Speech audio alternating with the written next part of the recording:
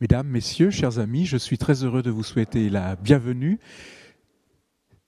Vous qui êtes venus jusqu'ici au Temple Neuf en cette chaude soirée d'été et les personnes qui nous suivent donc à l'écran puisque nous sommes en direct et puis même peut-être des personnes regarderont la conférence, la soirée en différé ensuite. Je suis très heureux d'accueillir avec vous Cédric Wanekpoon qui est médecin et qui vient de Centrafrique, qui va nous parler ce soir de la résilience, cette faculté de rebondir dans la crise et peut-être aussi par l'expérience de la crise. La crise qu'il a vécue, ce sont les attentats en Centrafrique à Bangui, et il nous en parlera certainement. C'est vrai que nous n'avons pas tous, heureusement, une expérience aussi mortifère de la résilience, mais ce qui rend la situation et le vécu, l'expérience de Cédric si, j'allais dire, parlante, c'est ce que vous avez vécu en paroisse, à la paroisse de Fatima à Bangui, et qui est pour nous, dans un contexte interreligieux, un vrai enseignement de résilience possible aussi en France. Donc je passe la parole à Cédric Wanekpoon, et puis donc nous aurons l'occasion après votre intervention d'entrer dans un échange. Gardez donc vos questions et donc n'hésitez pas à lui adresser à la suite de son intervention. Merci déjà d'être là. Merci beaucoup, Pasteur Pop, pour cette belle introduction et surtout pour cette invitation. Je suis très ému et très honoré et donc j'espère, je profite d'abord de cette occasion aussi pour rendre grâce à Dieu qui a bien voulu que cette opportunité se présente et que nous puissions échanger sur ce que nous avions vécu modestement et espérer tirer des leçons réciproquement et peut-être nous enrichir réciproquement de ce que nous allons échanger ensuite. Merci beaucoup pour l'invitation, révérend. Euh, pour commencer, je pense que je vais d'abord brosser un tout petit peu le contexte de ce qui s'était passé exactement. Et dans un premier temps, ensuite, je parlerai de comment nous avons pu, par la grâce de Dieu, petit à petit, de main calleuse en main calleuse, s'en sortir de cette situation, renouer les liens pour vivre de nouveau. Alors, la République centrafricaine est un pays qui se trouve au cœur de l'Afrique, comme son nom l'indique. Voilà, donc c'est un pays qui est euh, grand d'environ 623 000 km² avec 4 700 000, disons 5 millions d'habitants. Et donc c'est un pays assez grand, voilà, comme la France et la Belgique réunies en termes de superficie, mais avec une population de 5 millions d'habitants. Et donc ce qui pose un problème pour les différents gouvernements centraux qui sont assez faibles, qui n'arrivent pas à contrôler tout ce territoire qui est limité par, qui partage la frontière avec 6 pays, dont beaucoup ont des situations sécuritaires difficiles, notamment les 2 Soudans à l'est, le Tchad aussi au nord, la République démocratique du Congo aussi au sud. Bon, après, il y a la République du Congo et le Cameroun. Bon, donc c'est une zone carrément assez instable. Et comme c'est l'un des pays, selon l'indice du développement humain du programme des Nations Unies pour le développement, l'un des pays les plus pauvres, classé avant-dernier rang sur les pays à cause de la pauvreté que vit la population, malgré que c'est un pays très riche, immensement riche en ressources minières. Et donc, ça fait que c'est difficile, c'est comme un maillon faible là, autour de ces grandes guerres, notamment au niveau du Darfour et autres. Si bien que s'il y a des rebelles qui sont défaits de l'autre côté, ils viennent facilement envahir les régions. Et à un moment donné, les gouvernements centraux ne contrôlaient plus que la capitale. Et donc, ce qui fait que c'était très difficile. Il manquait des ressources un peu plus vers le nord, vers certaines régions plus éloignées, où il n'y avait pas assez d'écoles, il n'y avait pas assez d'hôpitaux, etc. Donc, pour dire que le conflit qui a eu lieu a quand même une base structurelle.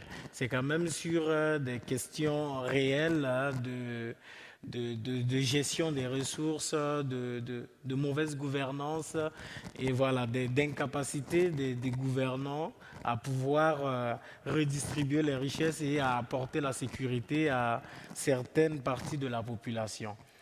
Alors, il faut comprendre également que la population centrafricaine est à majorité chrétienne.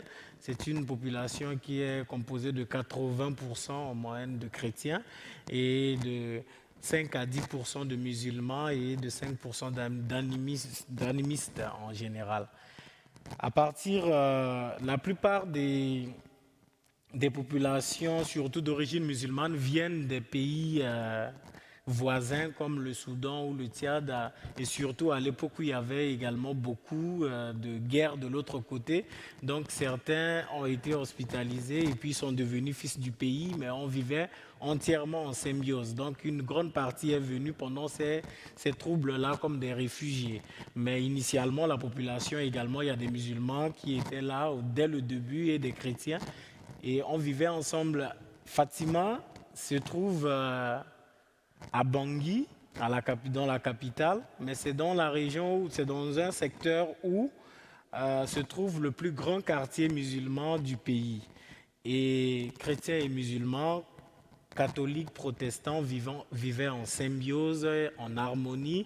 Et donc, le mariage pouvait se faire aussi entre les différentes religions sans que ça ne posait de problème. Tous les Centrafricains, vous retrouverez au moins chez eux des chrétiens et des musulmans dans la famille. Voilà. Oui. D'accord. D'accord. Voilà, merci. Merci. Ok.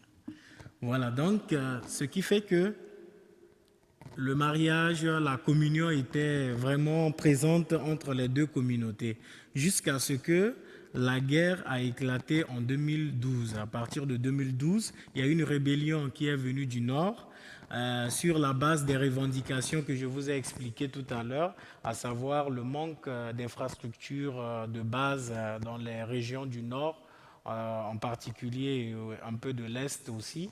Donc une coalition de rebelles là, soutenus par des mercenaires venus des pays voisins, sont arrivés en masse et ces rebelles ont descendu sur Bangui, sur la capitale, pour prendre le pays. Alors, mais qu'est-ce qui s'était passé? En venant, ils ont commencé à cibler des églises qu'ils commençaient à détruire sur leur passage. Et comme cette partie du pays est quand même à majorité musulmane et qu'il y a beaucoup de mercenaires qui rentraient dedans, ça donnait l'impression, du moins pour le commun des mortels, que c'était une vague islamiste qui venait pour pouvoir conquérir le pays. Et donc, ces signes de destruction des églises dans les différentes villes, selon leur avancée, avaient lancé déjà un très mauvais message. Et naturellement, la plupart de ces rebelles étaient des étrangers, étaient des mercenaires qui étaient payés pour faire le sale boulot et puis repartir. Alors, la crispation commençait à naître entre les communautés. Il commençait à avoir de la méfiance. Finalement, en 2013, le pouvoir de Bangui était tombé, donc les rebelles ont pris le pouvoir. On a connu le tout premier président musulman du pays et les rebelles ont commencé à piller tout le pays, donc aucune partie du pays était épargnée. Même certains musulmans étaient pillés. Mais ces pillages-là ciblaient majoritairement les populations chrétiennes. Par exemple, sur des marchés, on pouvait ne pas permettre que les gens vendaient par exemple du porc alors que c'est ce qui n'était pas connu. Et donc, voilà, des églises étaient pillées, mais en contrepartie, dans certaines régions où les chrétiens étaient majoritaires, une sorte de résistance populaire s'était créée. Et c'était des groupes d'autodéfense. Ils se sont appelés anti-Balaka pour dire anti-Balaka, donc voilà, une marque d'armes, donc pour dire qu'ils vont revendiquer leurs droits, ils vont protéger, entre guillemets, la population. Donc ils ont commencé, ces groupes de jeunes et tout, ont commencé à s'en prendre aux populations musulmanes, à détruire également des mosquées, ce qui a donné au conflit une tournure religieuse, alors que ça ne l'était pas. Et donc, Fatima est une paroisse catholique qui se trouve dans le 3e arrondissement de Bangui. Et ce 3e arrondissement de Bangui a également la particularité d'abriter l'un des plus grands marchés du pays. Et il faut comprendre également que les petits commerces, les commerces sont tenus en général en Centrafrique par les musulmans. Voilà, en grande partie, tandis que les non-musulmans, tu les trouves plus dans l'administration publique, etc. Et donc, Fatima se trouve juste à quelques mètres de ce grand marché où abrite le plus grand nombre de musulmans du secteur. Et vu l'étendue des violences, la population a fui, les gens ont fui leur domicile pour regagner les mosquées et les églises. Et donc, on avait eu un fort nombre de gens au niveau du kilomètre 5, ce quartier qui abrite le marché, qui est juste à côté de la paroisse de Fatima. Et c'est à ce moment-là que nous avons vécu des moments terribles parce que on voyait des groupes de jeunes qui se disaient pro-chrétiens. Donc, ils s'entouraient soit des chapelets, mais aussi des amulettes, ce qui amenait toute une confusion, puisque les gens disaient des milices chrétiennes contre des milices musulmanes. Pour question de communication, c'était facile de dire ça comme ça. Mais après, beaucoup de ces jeunes n'étaient pas pratiquants non plus, et beaucoup des jeunes des gens qui étaient également dans la rébellion, qui étaient baptisés Seleka, ce qui veut dire alliance en langue locale, parce que c'est une coalition de groupes rebelles. Beaucoup de ces mercenaires, même s'ils étaient musulmans, personne ne savait s'ils étaient pratiquants, mais parce qu'ils étaient mercenaires, alors que la loi de cette religion n'autorisait pas cela, tout comme la loi chrétienne n'autorisait pas de pouvoir venger, voilà, en tuant les autres ou en détruisant les biens des autres ou alors les lieux de culte. Et donc, on était dans une confusion qui était entretenue justement par les politiques et les multinationales. Pourquoi? Parce que les ressources du pays, à ce moment-là, pouvaient être facilement exploitées par des mercenaires qui donnaient à leurs commanditaires, ainsi de suite. Et donc, la pauvre population était dans la confusion, dans la peur, disait que voilà, les autres sont venus nous islamiser, prendre notre pays, ce sont des étrangers. Donc, il y a eu beaucoup de confusion et on était dans une sorte de spirale de violence, donc d'attaque, de contre-attaque, de violence, de représailles, ainsi de suite. En 2014, qu'est-ce qui s'était passé? Le 28 mai, un groupe d'assaillants, donc qui s'était entouré, voilà, comme le feraient des mercenaires musulmans et tout. Donc, ils ont pénétré dans la concession de la paroisse où se trouvaient plus de 3000 déplacés qui dormaient à même le sol. Donc, on essayait de mettre un peu d'hygiène pour que les gens vivent, parce que les gens ne pouvaient pas vivre chez eux. Les maisons étaient brûlées, ainsi de suite. Et donc, ils sont rentrés dans la paroisse et ils ont commencé à larguer des grenades et à tirer les armes sur les gens. Et donc, un prêtre était tué, des fidèles étaient tués, qui étaient soit chrétiens ou même non chrétiens, qui étaient abrités là. Beaucoup de gens avaient trouvé la mort, certains étaient blessés. Alors, nous, on a rapidement compris que Cette violence, puisque les gens, ils ont quitté, ces mercenaires, ils ont quitté le plus grand quartier musulman pour venir commettre l'acte et répartir, c'était juste pour attendre des représailles. Et c'est à ce moment qu'on a commencé déjà à travailler en amont. Parce que quand les gens avaient tout perdu, des gens qui voyaient soit leur épouse violée devant eux-mêmes, ou leurs filles ou leurs enfants violés devant eux, ou tués devant eux, étaient remplis vraiment de colère. Et de colère, on peut dire légitime, parce que c'est une colère face à laquelle, c'est des situations auxquelles on ne s'y attendait pas.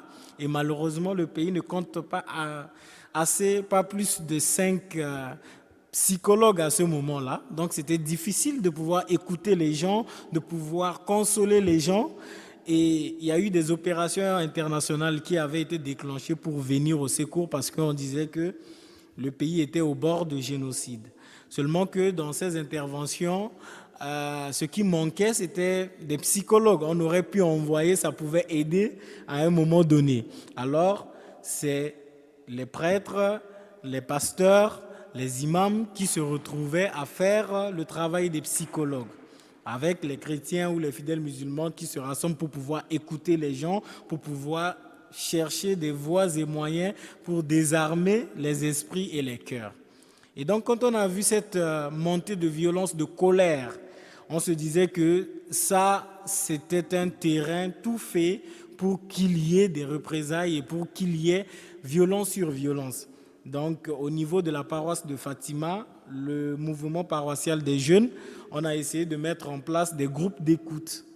On est parti pour retrouver, puisque les gens étaient là terrés, c'était comme le confinement, sauf que dehors, c'est les armes. Si tu sors, tu peux avoir une balle perdue et puis mourir comme ça. Donc, tout le monde était entassé et ça faisait que le climat était vraiment délétère. Donc, on a commencé à former des petits groupes pour dire, bon, on va discuter de ce qui nous arrive, qu'est-ce qui se passe, comment on peut comprendre ça. Et donc, les gens disent, wow, c'est les musulmans, ils veulent nous tuer, ainsi de suite, ils veulent prendre le pays et tout. On a dit, mais on vivait tous ensemble. Comment est-ce possible que aujourd'hui on peut devenir des ennemis alors que cette guerre, nous, on n'a rien à voir avec. C'est une guerre de pouvoir. Les gens sont venus prendre, c'est un conflit politique. Les gens sont venus prendre le pouvoir. Et il faut rappeler que ce pays également, depuis plus de 30 ans, connaît des coups d'État presque tous les 10 ans.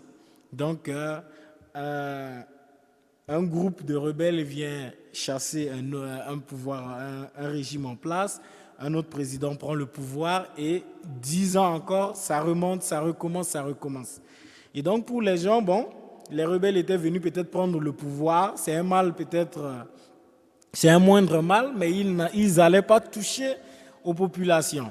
Mais cette fois-ci, ils ont vraiment touché aux populations et ils ont mis les populations les unes contre les autres, les communautés les unes contre les autres.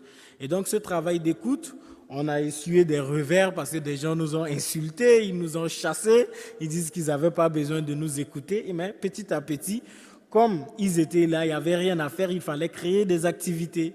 Donc on a essayé de créer des activités culturelles, on commençait à écouter juste les gens, à créer des espaces pour dire, bon, qu'est-ce qu'on peut faire pour gagner ce temps-là, pour au moins survivre à ce temps en dehors des travaux d'hygiène qu'on essayait de faire et des consultations qu'on faisait parce qu'il y avait beaucoup de femmes enceintes qui étaient là, qui n'avaient pas d'accès à l'hôpital.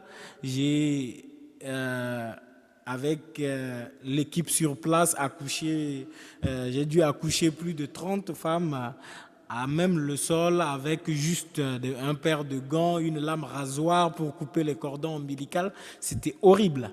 C'était horrible que des enfants puissent venir au monde dans ces conditions. Mais c'est ce qui était arrivé et il fallait faire avec les moyens de bord. Donc on a commencé à sensibiliser les plus âgés, les plus jeunes. Et petit à petit, les gens ont commencé à comprendre pour dire, mais oui, effectivement, on vivait bien. Chrétiens et musulmans, il n'y a jamais eu de souci entre nous, mais qu'est-ce qui s'est passé exactement? Alors, les gens ont commencé à comprendre que non, c'est de la manipulation politique, parce que nous, on ne profite rien de cela, et on s'est rendu compte que si un groupe de gens a quitté le quartier musulman pour venir nous attaquer, c'est pas les gens qui habituellement avec qui on vivait. On s'est rendu compte progressivement que eux-mêmes ils étaient en prise en otage par ces mercenaires, par ces rebelles qui sont venus, parce qu'ils ont commencé automatiquement à imposer des taxes pour dire que chaque boutique doit leur verser des taxes, parce que c'est eux qui les protégeaient contre les chrétiens. Et de l'autre côté, on avait ces milices aussi autodéfense qui ont commencé à dire voilà, il faut contribuer à l'effort de guerre parce que c'est nous qui vous protégeons contre des musulmans. Et alors tout le monde a compris que non, ça, on n'a rien à voir avec ça. Et chaque communauté a essayé autant que possible de pouvoir combattre cela. Et donc à Fatima, on a dit on ne va pas riposter à cette violence-là, on ne va pas donner la chance à ces gens qui attendent qu'après ce coup, nous aussi on en donne. Nous, on ne va pas donner un coup par rapport à ça. Et on a commencé à sensibiliser. Et après cette sensibilisation, les jeunes ont compris, ils ont dit, mais qu'est-ce qu'on peut faire? Parce qu'un grand nombre de la population ne comprend pas les choses comme nous comprenons aujourd'hui. Alors, un jeune a proposé que, mais faisons un film. On a dit oui, mais l'idée est bien, puisqu'on est là, on ne fait rien. On va faire un film pour sensibiliser.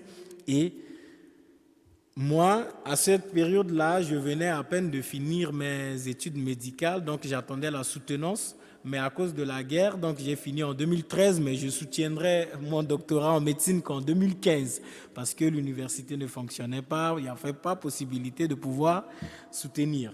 Et donc pendant ce temps, moi je m'étais mis à apprendre le cinéma à travers les petites connexions Internet qu'on avait, des amis qu'on pouvait appeler de l'autre côté, il fallait faire le casting, il fallait écrire un scénario.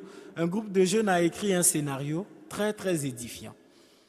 Et dans le scénario, on m'en a montré juste que ce que nous vivions avant, donc deux familles, une famille chrétienne et une famille musulmane qui vivaient bien, et après, un jeune chrétien était assassiné par des gens qui s'étaient masqués en musulmans pour venir tuer ce jeune-là. Et après, ces deux familles qui vivaient en symbiose sont rentrées en conflit. Et toute la communauté était en conflit chrétien-musulman. Mais à la fin, il y a eu des ONG locales, des associations qui ont compris cela, qui sont venues sensibiliser les gens pour essayer de dire, mais quand il y a eu des cas comme ça, il faut aller devant la justice et porter plainte, demander à ce que la justice fasse une enquête et essaie d'établir les faits pour savoir qui peut faire ça. Parce que quelqu'un peut s'habiller en religieux ou en musulman ou en prêtre ou en pasteur pour venir commettre un forfait alors qu'il ne l'est pas en réalité. Mais il veut juste mettre des communautés côte à côte et c'est ce que nous avons vécu. Et juste pour dire que si on a vécu une déception avec un individu ou avec un groupe d'individus, on ne doit pas généraliser cette déception-là à toute une communauté, à tout un groupe d'individus. Voilà le problème. Parce que dans chaque communauté, il peut y avoir des malfrats. Il y a des gens qui profitent naturellement des religions pour se faire de l'argent. Il y a des gens qui profitent de toutes les situations pour s'enrichir, pour atteindre leurs objectifs. Et donc, les gens, les politiciens ont surfé sur ce fil religieux pour pouvoir mettre les communautés les unes contre les autres et pouvoir profiter de la situation. Et c'est comme ça que ce film, lorsqu'on l'a réalisé avec les moyens de bord, je donnerai les liens au pasteur Pop qui pourrait partager ça, les gens pourraient suivre. Ce n'est pas très spécial en qualité, mais le message était passé. Donc on a utilisé ce message pour ce film, pour sensibiliser dans les sites de déplacés. On a quitté maintenant Fatima, où on a dû projeter ça plus de 10 fois avec des conférences et des débats. Et beaucoup de déplacés internes se sont joints à nous pour aller sensibiliser les autres déplacés. Et il y avait des sites de déplacés où on amenait ce film, on était chassés le premier jour. Et après, on est revenu encore. On a essayé de discuter avec les responsables des sites et de partager l'idée de juste dire, bon, on va juste projeter. Vous pouvez nous insulter à la fin, mais dites tout ce que vous pensez du film. Les gens ont commencé à parler, les langues commencent à se délier. Après, les gens disent, oui, mais c'est vrai. C'est vrai que les gens nous ont pris au piège. On n'avait pas compris les choses comme ça. Et c'est petit à petit, de cette façon, qu'on a essayé de désamorcer la crise au niveau de notre contexte. On a organisé maintenant un grand forum des jeunes où on a invité des jeunes musulmans, des jeunes des autres secteurs qui sont venus se joindre à nous progressivement pour pouvoir faire des formations dans ce domaine, pour accompagner les jeunes à comprendre que les conflits existent partout, ça existe même dans les familles, mais c'est la façon de pouvoir gérer les conflits qui peut nous permettre qui peut faire en sorte que ça peut dégénérer ou pas. Et c'est la façon de gérer aussi les conflits qui nous permet de montrer notre identité en tant qu'enfant de Dieu, qu'on soit musulman ou qu'on soit chrétien. Parce qu'on est tous enfants de Dieu et on peut vivre ensemble comme on l'a toujours fait. Et donc, on a fait cela. Le groupe d'écoute a commencé à grandir. On a commencé à avoir l'appui de certains religieux et religieuses et certains laïcs aussi qui viennent pour pouvoir écouter juste des gens.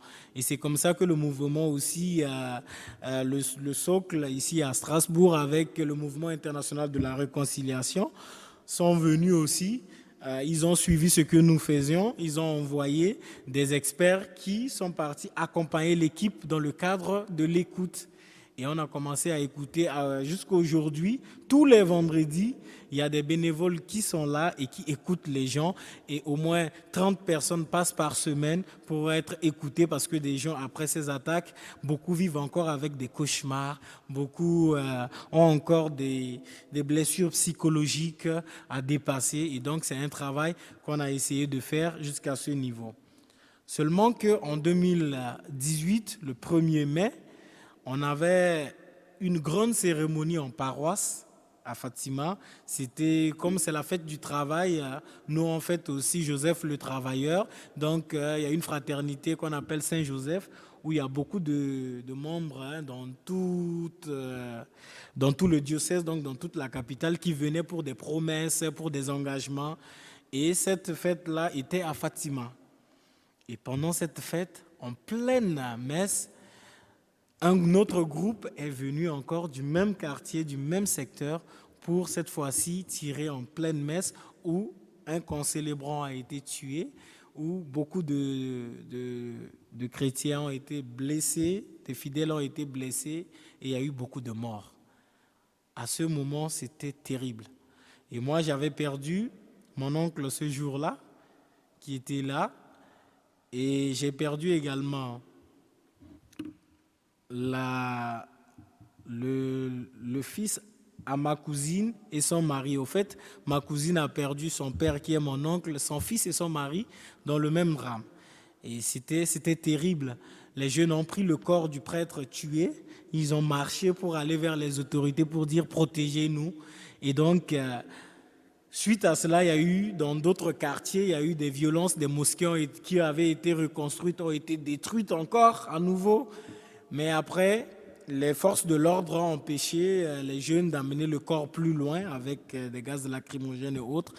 Et le travail de la réconciliation, de la résilience a repris encore à nouveau parce que cette fois-ci, c'était un très grand choc parce que le prêtre qui était tué, c'était presque à dessein.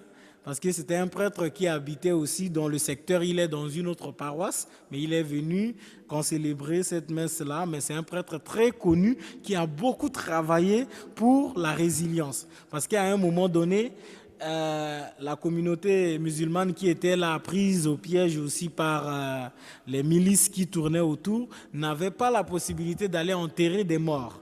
Et donc, grâce au travail abattu par ce prêtre, avec les imams, ils ont pu ouvrir un couloir qui a permis que maintenant, on peut faire les enterrements comme il se doit et c'est vraiment un grand maillon aussi dans la réconciliation, dans le travail de la réconciliation. Et donc, son assassinat ce jour-là devrait juste verser que de l'essence sur le feu. Et on a commencé pour dire beaucoup de messages, on n'a pas été tendre vers les autorités, vers les forces internationales qui étaient en présence, parce que à ce moment-là, il y avait plus de 12 000 casques bleus des Nations Unies qui étaient là, mais cette violence-là a été faite tranquillement et comme si tout était préparé pour que ça puisse se faire et que la situation s'embrase à nouveau. Et donc, on a fait beaucoup de communiqués, mais on a dit on ne fera pas de violence. On a lancé beaucoup d'appels aux jeunes pour ne pas riposter à cette attaque. Et finalement, aucune riposte n'a été faite à l'issue de cette attaque. Certains quartiers même étaient en colère contre nous pour dire mais à Fatima, on ne sait pas ce qui vous arrive parce que vous ne réagissez pas, c'est pourquoi c'est chez vous que les gens viennent toujours faire des attentats, viennent agresser. Et on a dit on ne répondra pas à la violence par la violence parce que ça ne résoudra pas le problème. Et progressivement, le travail de la réconciliation a continué. Et je dirais même que les autorités politiques qui n'avaient pas eu de possibilité de pouvoir vraiment stabiliser la situation à ce moment donné, ont dû suivre juste la population parce qu'au niveau de la population, on était très en avance dans le travail déjà de la réconciliation. On dira que quoi qu'il arrive, on ne pourra pas porter les armes contre les autres. Et donc parce qu'on sait que c'est quelque chose, c'est une manipulation pour pouvoir pousser les esprits faibles à pouvoir rentrer dans la violence. Et donc c'est ce qui s'était passé. Et après, on a continué le travail, on a continué les forums, on a essayé de mettre en place maintenant une unité de cinématographie pour pouvoir faire beaucoup de vidéos pour sensibiliser. Et on a eu des cinéastes de d'autres pays venus de l'Espagne, de la France, tout ça, qui sont venus donner des formations pour pouvoir accompagner les jeunes à pouvoir parler eux-mêmes, à pouvoir dire leur propre réalité et dire qu'on pouvait vivre ensemble. Et à l'issue de cela, on a mis en place le tout premier festival de films pour la paix, qu'on a nommé Festi-Paix de Fatima, et qui, dans la première édition, a eu lieu l'année dernière en décembre. La deuxième édition aura lieu cette année, où on a mis comme dans la direction de ce festival un jeune musulman et un jeune chrétien qui ont coordonné vraiment très bien ce festival, et on a eu une équipe de la communauté musulmane, de la communauté catholique, protestante, toutes les sensibilités religieuses étaient réunies et c'était une très très grande fête de la paix et de la réconciliation. Donc voilà en gros le travail que nous avons fait pendant ces moments-là. Peut-être que lors des échanges, ça pourrait encore sortir davantage. Et toute cette expérience nous a permis de mettre en place le centre des martyrs de Fatima.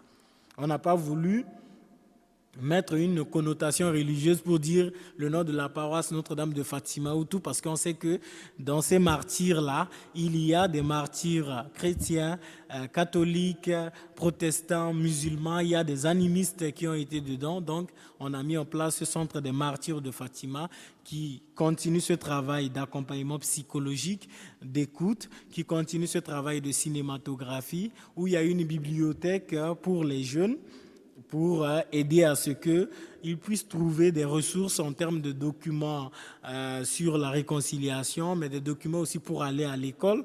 Et aussi, on fait beaucoup d'activités dans le domaine médical pour pouvoir accompagner les blessés, ceux qui ont encore des difficultés à se relever de cette crise. Donc voilà en gros les activités que nous faisons. Tous les sites, je les donnerai au pasteur Pop pour pouvoir partager avec les uns et les autres. Sur le site, vous aurez beaucoup d'informations. Je vous remercie.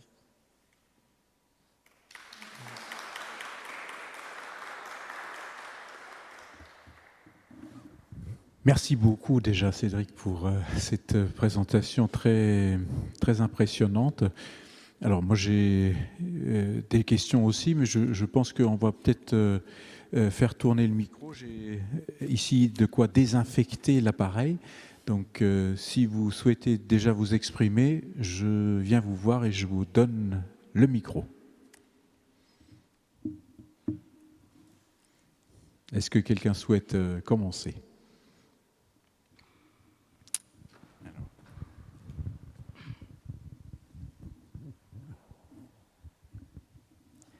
Bonjour, merci beaucoup pour nous avoir partagé ça. La question qui me vient, c'est est-ce que dans cette tragédie, vous trouvez quelque chose de positif qui ressort de ça ?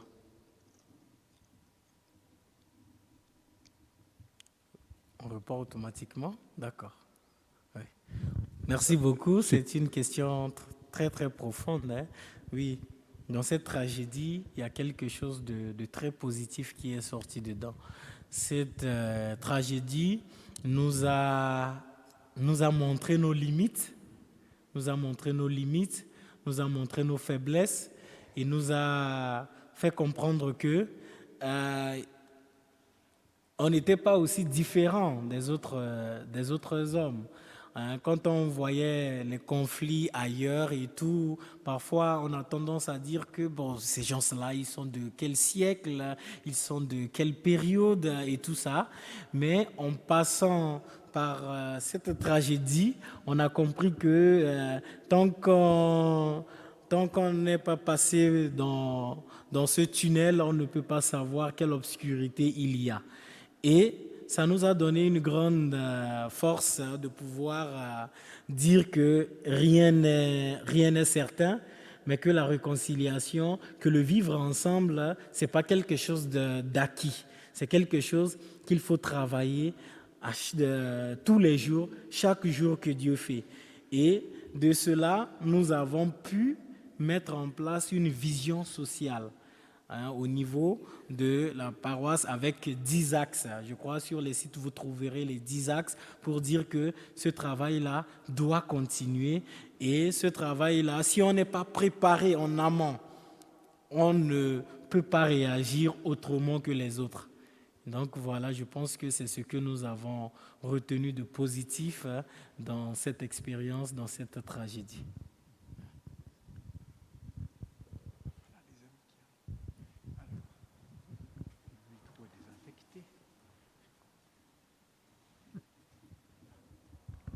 Merci beaucoup pour votre conférence. Moi, je n'ai pas de questions particulières, mais j'ai juste un état d'âme.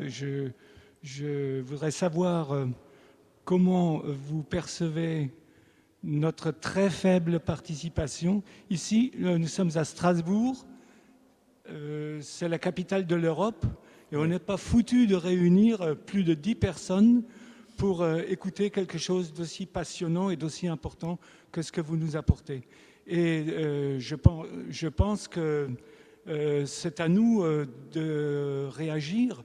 Moi, je mets ça en lien avec le fait qu'il y a 70% de citoyens du Grand Est qui n'ont pas voté, mais c'est absolument gravissime.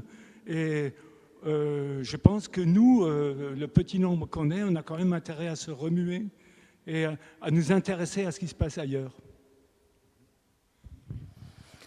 Merci beaucoup pour votre contribution. Je pense que ça aussi, c'est une expérience qu'on a vécue. Le travail pour la paix, le travail pour la réconciliation, ça n'intéresse souvent pas a priori tout le monde d'emblée. Et c'est des questions que parfois les gens hésitent à aborder ou bien les gens ne prennent pas comme une priorité jusqu'à ce qu'on arrive à vivre quelque chose de particulier dans sa vie et pour pouvoir déclencher un électrochoc. Moi, je profiterai pour partager un témoignage. En 2012, j'étais encore étudiant en 6e année de médecine, en stage rural à l'intérieur du pays. Parce qu'on fait 1 an de stage rural. Et c'est à ce moment-là que la rébellion arrivait. Et quand la rébellion arrivait, J'étais avec mon collègue, on était deux, notre médecin-chef était en déplacement et puis bon, les routes n'étaient plus praticables, hein. Donc on était deux à assurer le fonctionnement de cet hôpital préfectoral qui était là. Et on s'est confronté à une situation assez difficile, très très difficile. Ce jour-là, il y avait une dame qui était venue, qu'on a amenée d'un village lointain, qui avait une difficulté à accoucher. Et donc, on l'a amenée à l'hôpital préfectoral, là où le seul endroit où on peut faire une césarienne. Donc, parce que ce n'est pas possible dans les centres de santé et autres. Donc, arrivé, j'ai examiné rapidement la dame et effectivement, l'enfant ne pouvait pas sortir par voie naturelle. Donc, j'ai posé l'indication de césarienne. Le bloc était en préparation. Voilà, parce que dans notre formation, on est formé aussi pour être généraliste d'abord, avant de venir faire une spécialisation. Donc, en tant que généraliste, on fait aussi un peu de chirurgie de base, hein, parce qu'il n'y a pas assez de médecins à l'intérieur. Il n'y a pas de médecins à l'intérieur. Tous les médecins sont presque, ils sont très peu nombreux, mais à la capitale. Et donc, la dame était en train d'être préparée. Il y avait une colonne de motos qui était arrivée. Et c'était les rebelles qui venaient, ils avaient déjà pris le pays. Et donc, ils sont venus parce qu'un d'entre eux a fait un accident avec sa moto. Et donc, il est tombé, on l'a amené. Donc, je suis parti rapidement le voir, le temps qu'eux, on prépare tout, on prépare le bloc, la dame, on la met en condition. Quand j'ai vu, bon, c'était une simple blessure au niveau du genou, il n'y avait pas de signe de fracture et tout. J'ai dit non, il n'y a pas de problème, nos infirmiers étaient bien qualifiés pour pouvoir désinfecter et faire la suture. Et donc, ils pourront le faire le temps que moi j'opère la dame qui est au bloc parce que le bruit du cœur de l'enfant commençait déjà à diminuer. Voilà, donc je leur ai parlé, je les ai rassurés. Mais le monsieur a dit non. Ses collègues qui étaient à côté avec les armes ont dit non, non. Il faut d'abord que le médecin, c'est le médecin qui doit faire ça, donc l'interne qui doit le faire. Et il faut le faire d'abord avant de bouger. J'ai dit, mais je pourrais le faire, mais il y a une situation d'urgence qui est là-bas. Si je prends mon temps à le faire alors que son pronostic vital n'est pas engagé, on peut perdre 2 vies de l'autre côté. Ils ont dit non, ils sont des chefs, c'est eux qui ont pris le pouvoir, donc voilà, je dois obéir. J'ai dit, bon, ça, sur le coup, j'ai dit non, c'est impossible. J'ai tourné le dos, je suis parti. Et donc, un autre a braqué son arme sur moi pour tirer, l'autre a tenu sa main. Moi, je marchais vers le bloc. Et à ce moment, apparemment, leur colonel qui savait qu'il venait en masse ici, ils allaient peut-être faire un dégât, était en train d'arriver et lui, il criait. Mais moi, j'entrais déjà dans le bloc, donc il n'a pas tiré. Et voilà, j'ai commencé l'opération. Et Dieu merci, on a sauvé l'enfant, on a sauvé la mère. Bon, tous les anesthésistes, tout le monde tremblait pour dire, voilà, ils sont encore là et tout. J'ai dit non, ici, soit ils viennent me chercher au bloc ici, me tuer, avec les 2 patients qui sont là, donc la mère et son enfant, ou bien, voilà. C'est une décision sautée, bon, mais quand même, je n'avais pas hésité à la prendre. Et donc, on a eu à faire ça finalement. Ils se sont calmés, ils ont dit qu'ils attendent juste le médecin. Et donc, j'ai fini l'intervention au bout de 45 minutes. Et puis, je suis sorti, je suis revenu. Ah, ils étaient là. Donc, j'ai nettoyé bien, j'ai fait le pansement. Je leur ai dit, bon, allez à la pharmacie. Je leur ai fait les ordonnances, payer les médicaments comme il se doit, comme tout le monde, on le fait et tout. Comme leur chef était là, ils n'ont rien dit. Et donc, c'était comme ça. Et un autre a dit, mais le médecin, là, apparemment, il ne nous aime pas. Le chef a dit non, il fait son travail. Et donc, voilà. Mais c'est quand j'étais rentré maintenant à l'internat pour dormir que j'ai eu toute la peur de ma vie à ce moment-là. Mais à partir de ce moment, moi, j'avais plus peur quand j'étais rentré, quand on a eu ces événements à Fatima.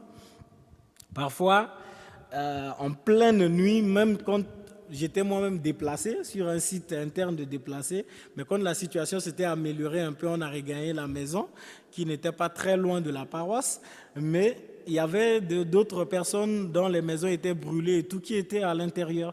Et donc parfois, il n'y avait pas de possibilité de pouvoir rejoindre une maternité quand une femme, une grossesse, un accouchement s'est déclenché avec les coups de feu. Donc ça arrivait avant même le terme.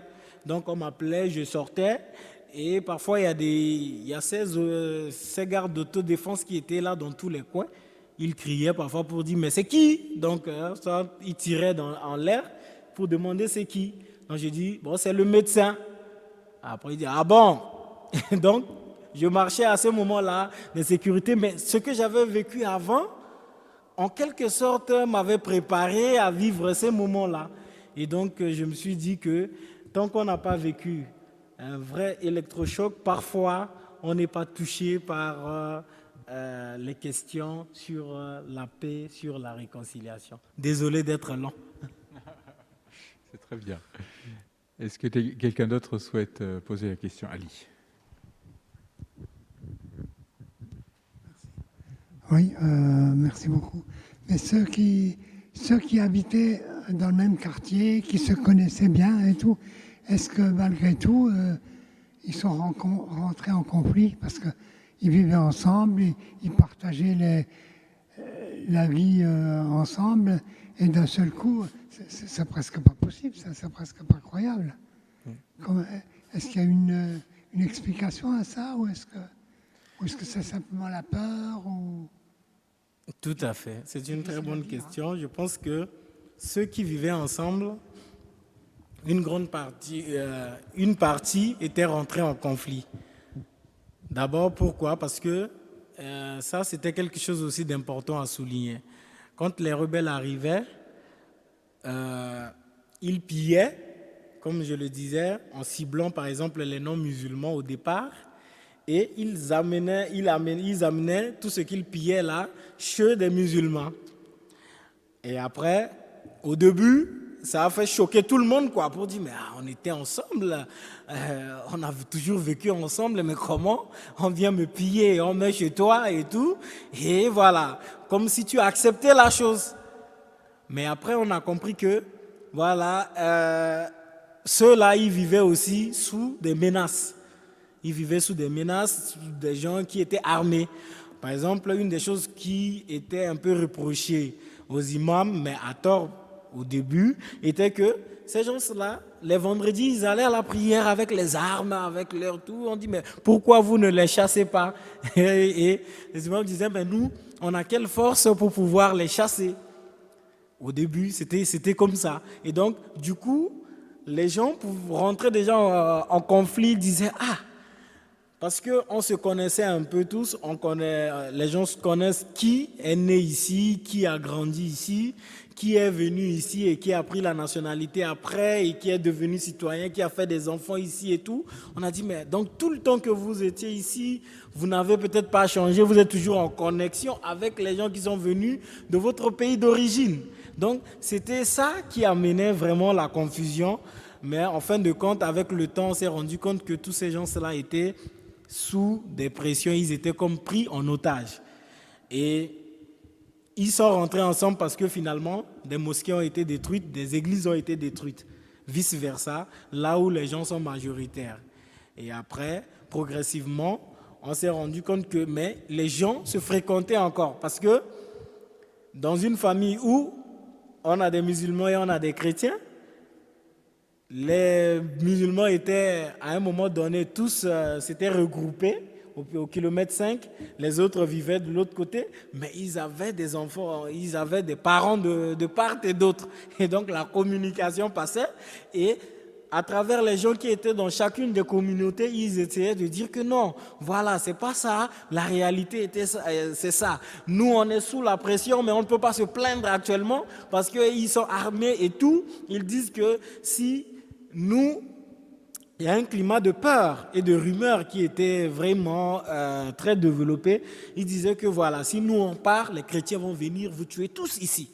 Et donc, comme les gens, ils ne sortaient pas, et ce sont les gens qui sont armés qui faisaient la ronde, donc ils disaient n'importe quoi, vice-versa de chaque côté. Et donc, ça entretenait la peur, ça entretenait la colère, et donc les gens étaient prêts à s'en découdre. Voilà. Donc, c'était un peu comme ça que les choses s'étaient produites. Voilà, la peur sème la confusion, exactement. Je vais peut-être ajouter donc une question qui reprend un peu le fond religieux, parce que j'admire beaucoup donc ce mouvement des jeunes aussi de la paroisse de Fatima, qui a initié, porté ce projet de cinéma. Mais où en sont les autorités religieuses, pas seulement chrétiennes, mais aussi musulmanes? Est-ce que dans j'allais dire, l'action qui a été mise en œuvre sur le terrain, avec j'allais dire, les cœurs des gens, Oui. est-ce que, j'allais dire, le discours religieux a suivi? Est-ce que ça a été soutenu et porté aussi par les autorités religieuses? Ou en tout cas, est-ce que plutôt il y a eu une sorte de j'allais dire, division dogmatique qui a continué? Exactement. Et ça, en répondant à votre question, je donnerai encore un complément de réponse à la première question pour savoir s'il y avait quelque chose de positif. Je crois que vous avez bien fait de le souligner. Une des choses très positives qu'on a vécues, c'est l'union entre les leaders religieux. On a eu l'archevêque, bon maintenant le cardinal, qui a pris chez lui l'imam, l'imam responsable de tous les imams de Centrafrique, de la conférence islamique de Centrafrique chez lui, parce que sa mosquée a été détruite. Et ils ont travaillé avec le chef des églises évangéliques, parce qu'il nomme aussi un pasteur. Donc ils étaient 3 à être. Ils ont même reçu beaucoup de prix internationaux. On les appelait même les héros de Bangui à un moment donné, parce que l'imam a passé plus de 3 mois chez l'archevêque. Et avec le pasteur, ils ont initié automatiquement et dès le début ce qu'on appelle la plateforme interreligieuse. Donc, cette plateforme-là a vu le jour pour la première fois, alors que initialement, même entre nous, catholiques, protestants, c'est souvent parfois un peu de prosélytisme, de petites guerres pour dire voilà. Et entre chrétiens et musulmans, parfois, on n'était pas si proches en termes religieux. Mais cette crise a fait en sorte que tous les pasteurs, les 3 principaux se sont réunis, ils ont créé cette plateforme qui va avoir maintenant des dénombrements au niveau régional et ils ont fait un travail vraiment formidable et ils ont soutenu toutes les actions que nous on a eu à faire. Dans ce sens, on les appelait pour venir partager. Mais au début, eux-mêmes, ils ont eu beaucoup de difficultés, mais ils n'ont pas lâché et ça a permis à ce que les gens ont compris. Et le message principal était que ce n'étaient pas des pasteurs ni des imams qui demandaient aux fidèles d'aller combattre. Et donc, c'est comme ça que la thèse de conflit interreligieux a été battue en brèche. Parce que dans leur prédication, ni les pasteurs ni les imams demandaient aux fidèles d'aller se battre. Et donc, eux-mêmes, ils ne se retrouvaient pas dans les gens qui se battent, mais qu'on qualifie de musulmans ou de chrétiens, à tort, alors qu'ils sont parfois dans des pratiques occultes, ils ont des amulettes, ils ont des choses qui disent qu'ils ont des rites initiatiques qu'ils font pour les protéger et tout. Et donc, c'était un peu la confusion. Et donc, voilà. Est-ce qu'il y a d'autres personnes qui souhaitent s'exprimer ou poser une question?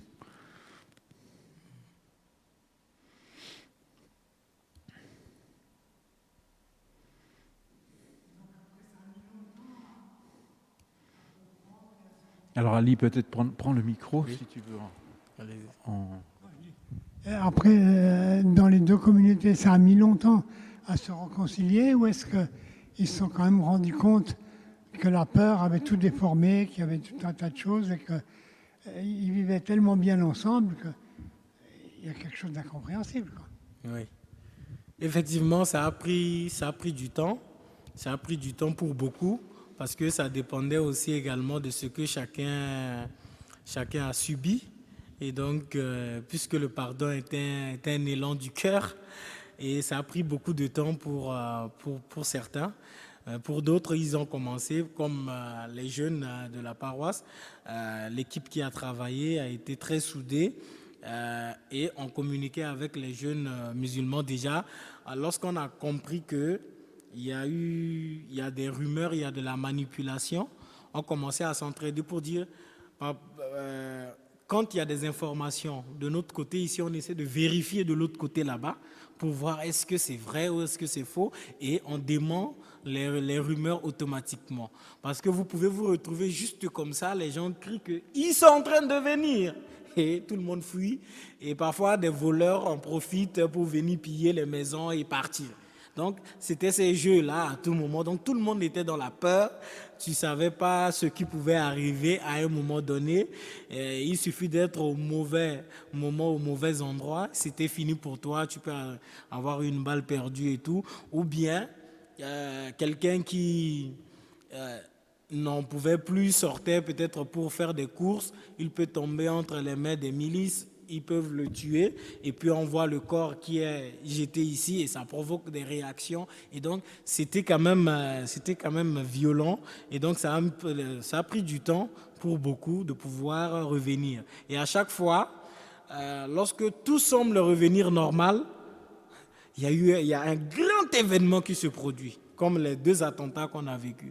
À chaque fois que ces attentats étaient arrivés, c'était comme un coup de tonnerre dans un ciel serein. Donc tout était normal et tout. Les gens essayaient de faire leur deuil. Paf, ça c'est arrivé. Et du coup, tout revient difficile, ça devient difficile. C'est un travail encore qu'il faut refaire à nouveau, qu'il faut sensibiliser. Et à chaque fois, ça s'empirait, c'était d'une gravité plus élevée qu'auparavant. Donc voilà un peu comment les choses se passaient. Exactement. Merci beaucoup Cédric, je suis vraiment reconnaissant pour disons, cette insistance sur la façon de créer ou de renforcer un conflit par le discours, par l'incapacité de le décrire de manière juste. Et quand en France aussi, on parle souvent, n'est-ce pas, des chrétiens qui s'opposeraient à des musulmans ou l'islam contre le christianisme, on se demande parfois un peu si on serait pas aussi, j'allais dire, près de la réalité en parlant des gens qui portent les chaussures Adidas et les gens qui portent des chaussures Puma, oui. Parce qu'on est tellement imprécis en fait dans notre façon de parler des choses. Oui. Et ça, je pense que c'était vraiment une expérience à partager avec vous, et à partir de cette expérience de résilience dont vous êtes témoin. Merci beaucoup, on a épuisé l'heure, et donc on est reconnaissant aussi pour votre séjour en France. Je comprends que vous apprenez encore la médecine, mais surtout que vous apportez aussi une expérience à l'hôpital à Colmar, et donc merci de vous avoir déplacé à Strasbourg aujourd'hui, et donc j'espère que vous aurez encore l'occasion, pendant le temps que vous passerez en France, de parler de cette expérience de résilience. Merci à vous tous d'avoir partagé cet échange. Et donc, n'hésitez pas à aller revoir sur templeneuf.org cette intervention, avec donc l'adresse YouTube, enfin de la vidéo, pour voir le documentaire sur ce festival de cinéma pour la paix. Merci beaucoup à tous et bonne soirée. Merci beaucoup.